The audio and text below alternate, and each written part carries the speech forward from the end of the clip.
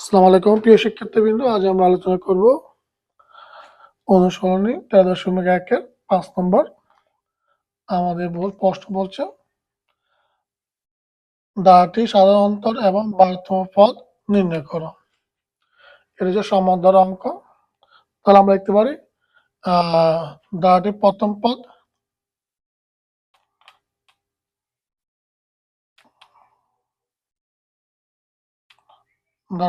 প্রথম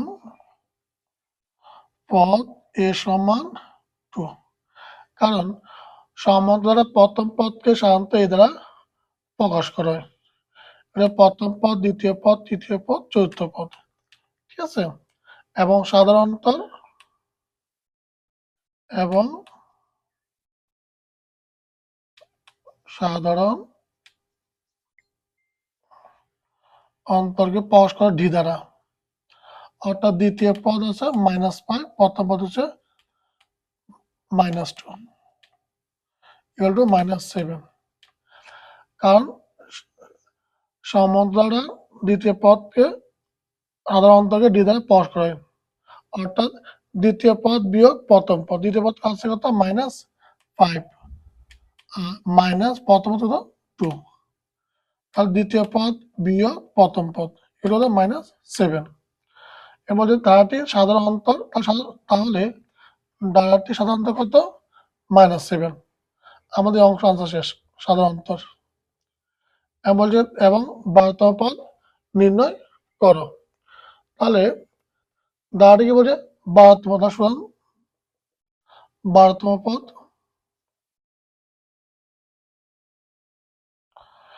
12তম পদ সূত্র কি হবে? তাহলে a প্লাস 12 মাইনাস 1/d, এই যে 12তম পদের সূত্র। যেহেতু আমরা nতম পদের সূত্র কি জানি, nতম পদের সূত্র হচ্ছে a plus n minus 1d, এটা হচ্ছে nতম পদের সূত্র। আর 12তম পদ সূত্র হবে কি? a প্লাস, অর্থাৎ n এর পরিবর্তে কি লিখবো আমরা? 12 লিখবো। আচ্ছা, তাহলে সমান চিহ্ন এ আমরা করতে পারি 2 প্লাস চিহ্ন 12 থেকে 8 কত? 11 সম্পর্কে গুণাকার, ডি মানে কত? -7 2 প্লাস আর মাইনাস কি সম্পর্কে? গুণ, প্লাস মাইনাস মাইনাস। 7 11 77, 7 থেকে 2 কত থাকে? 75, কি 75 মাইনাস 75। তাহলে 12তম পদ কত? 75। সুতরাং 12তম পদ হচ্ছে আমাদের -75। এটা আমাদের আনসার।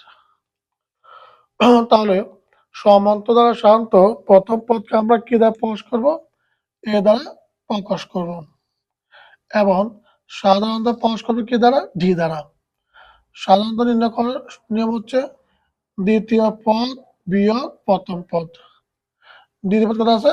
-5 বিয়োগ প্রথম পদ কত? 2। তাহলে -5 আর -2 হচ্ছে -7। আমরা জানি সমান্তরে nতম পদের সূত্র কি? a plus n minus 1d, এর হচ্ছে nতম পদের সূত্র।